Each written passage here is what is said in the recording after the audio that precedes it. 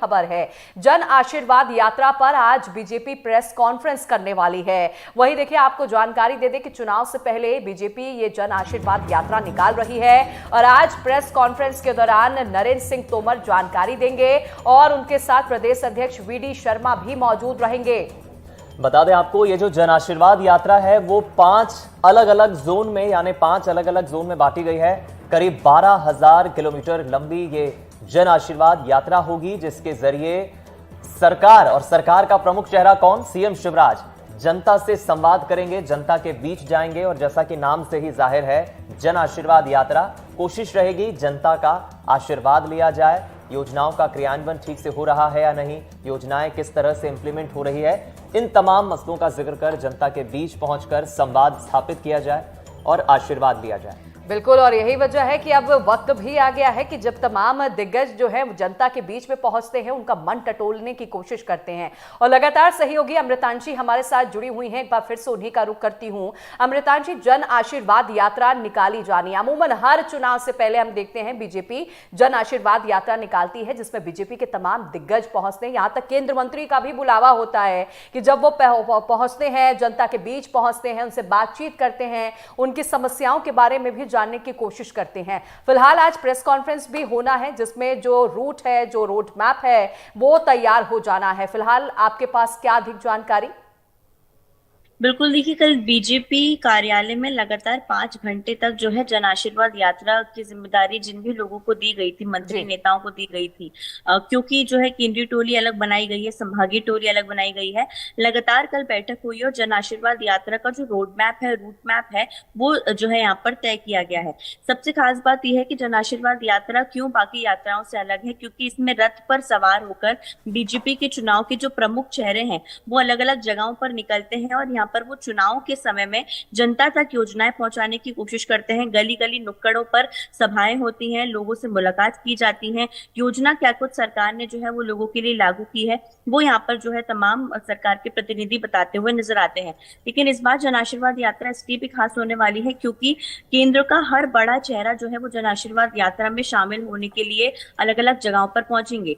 5 रथ इसमें देखिए निकलने वाले हैं, अलग अलग जगहों से वो रवाना होंगे। चित्रकूट से महत्वपूर्ण जो है केंद्रीय गृह मंत्री अमित शाह ये रथ रवाना करेंगे हरी झंडी दिखाकर, और इसके बाद अलग अलग जगहों पर तमाम बीजेपी के जो बड़े और वरिष्ठ नेता हैं वो जन आशीर्वाद यात्रा में शामिल होंगे और लोगों तक पहुंचेंगे। और जाहिर सी बात है, ये पूरी तरीके से एक चुनावी वोट यात्रा है।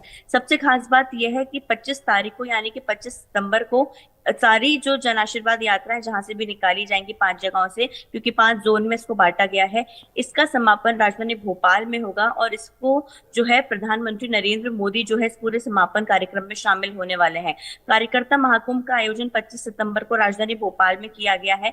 यहाँ पर यात्राओं के समापन के साथ प्रधानमंत्री नरेंद्र मोदी कार्यकर्ताओं को संबोधित करेंगे। और देखिए, कोई भी नेता हो, कोई भी मंत्री हो, कार्यकर्ता हो, उनके लिए जब उनकी पार्टी के सबसे बड़े नेता आकर उनको संबोधित करते हैं तो जाहिर सी बात है चुनाव के पहले ये जो पावरफुल डोज होता है वो हम कह सकते हैं प्रधानमंत्री नरेंद्र मोदी की तरफ से दिया जाएगा और ये बताया जाएगा कि अब जो है समय आ चुका है, क्योंकि आखिरी समय है, क्योंकि सितंबर का वक्त है, उसके बाद जो है चुनाव जाहिर सी बात है वो घोषित हो जाएंगे, आचार संहिता लग जाएगी। तो अभी ही बीजेपी के पास समय है कि वो आराम से जो है जनता के बीच में पहुंचे, अपनी बात रखे और जन आशीर्वाद यात्रा के जरिए जो है चुनाव को पूरी तरीके से कवर करे। तो कहीं ना कहीं जन आशीर्वाद यात्रा सबसे महत्वपूर्ण यात्रा बीजेपी के लिए माने जा रही है, क्योंकि कहीं ना कहीं जो है वोट बैंक बढ़ाने के लिए बीजेपी अलग अलग क्षेत्रों में पहुंचेगी। 12,000 किलोमीटर की यात्रा रहेगी, एक विधानसभा को कवर करेगी और ये यात्रा जो है पूरी तरीके से जो है बीजेपी के हर नेता, कार्यकर्ता, मंत्री, सांसद जो है सभी को जिम्मेदारियां दे दी गई हैं, बांटी गई हैं कि इस यात्रा को सफल बनाने में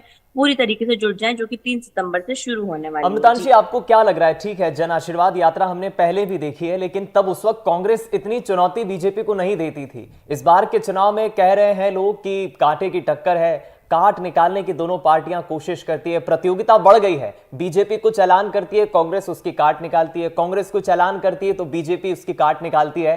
ऐसे में जनता के बीच पहुंचना बीजेपी के लिए खास तौर पर मैं बात कर रहा हूं, काफी चुनौतीपूर्ण भी होगा कुछ उन इलाकों में जहां बीजेपी की स्थिति कमजोर है, क्योंकि यह तो जनता को तय करना है कि कांग्रेस के जो वादे हैं उनमें फायदा है या बीजेपी के अब तक के काम और बीजेपी जो बात कह रही है उसमें विश्वास करना, आशीर्वाद देना ज्यादा फायदेमंद है। देखिए, जब भी कोई हमसे पूछता है तो हम यही कहते हैं कि मध्य प्रदेश का जो चुनाव है इस बार ओपन इलेक्शन के तौर पर जो है वो लड़ा जा रहा है। और ये स्थिति सिर्फ आज नहीं है, पिछली बार भी लगभग जो है 2018 के चुनाव में यही स्थिति थी। सिर्फ 7 से 8 वोट, हम कह सकते हैं सीटों के, कुछ मार्जिन की सीटों के अंतर से ही जो है कांग्रेस बीजेपी से आगे निकल गई थी। और इस बार बीजेपी यही नहीं चाहती है कि जो मार्जिन पिछली बार कांग्रेस को मिल गया था वो मार्जिन को इस बार खत्म करने में बीजेपी जुटी हुई है। और इसलिए हारी हुई सीटों पर सबसे ज्यादा फोकस इस बार बीजेपी लगातार कर रही है। और ऐसी सीटों पर जब केंद्रीय मंत्री पहुंचेंगे, बड़े दिग्गज नेता पहुंचेंगे, जनता से सीधा संवाद करेंगे, और जो 20 साल का रिपोर्ट कार्ड है, क्योंकि रिपोर्ट कार्ड जो है वो लगभग जो है लगातार बीजेपी सरकार दिखा रही है, तो रिपोर्ट कार्ड जब जनता के सामने जो है वो पेश किया जाएगा तो बीजेपी यही कोशिश करेगी कि किस तरीके से जो है 20 साल जो है वो उनको अपनी जनता के सामने रखेगी। साथ ही बिल्कुल 15 बिल्कुल मई अमृतांशी, और यही कोशिश बीजेपी की है कि अभी तक कितना कार्य किया, वो जनता तक कितना पहुंचा, उसके बारे में भी जानकारी ले और अपनी योजनाओं के बारे में भी जनता के बीच पहुंचकर जनता को हम बताएं। फिलहाल आप बने रहिएगा, एक बार फिर से आऊंगी आपके पास।